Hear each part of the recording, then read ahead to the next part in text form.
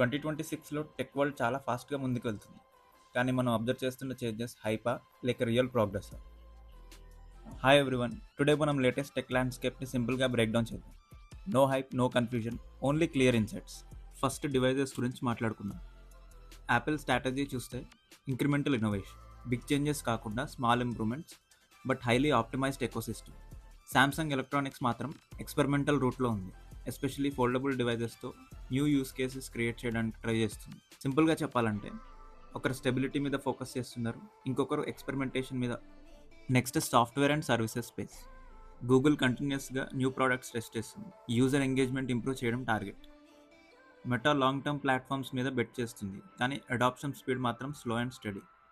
ఇందులో key point ఏంటంటే experimentation ఎక్కువ బట్ సక్సెస్ సెలెక్టివ్. స్టార్టప్ ఎకోసిస్టంలో బిగ్ షిఫ్ట్ కనిపిస్తుంది. ఎర్లియర్ ఐడియాస్కి ఫండింగ్ ఈజీగా దొరికేది, ఇప్పుడు ఇన్వెస్టర్స్ డైరెక్ట్గా నెంబర్స్ అడుగుతున్నారు. రెవెన్యూ, ప్రాఫిటబిలిటీ, సస్టైనబిలిటీ ఇవి మెయిన్ మెట్రిక్స్ అయిపోయాయి. గ్రోత్ ఉండాలి కానీ డైరెక్షన్ క్లియర్గా ఉండాలి. యూజర్ సైడ్ కూడా ఇంట్రెస్టింగ్ ప్యాటర్న్ ఉంది. మనం టెక్ని ఫాస్ట్గా అడాప్ట్ చేస్తాం, కానీ దాని ఇంపాక్ట్ గురించి ఆలోచించేది కొంచెం తక్కువ. కన్వీనియన్స్ కోసం డెసిషన్స్ ఫాస్ట్గా తీసుకుంటాం, బట్ అవేర్నెస్ గ్రాడ్యువల్గా పెరుగుతుంది.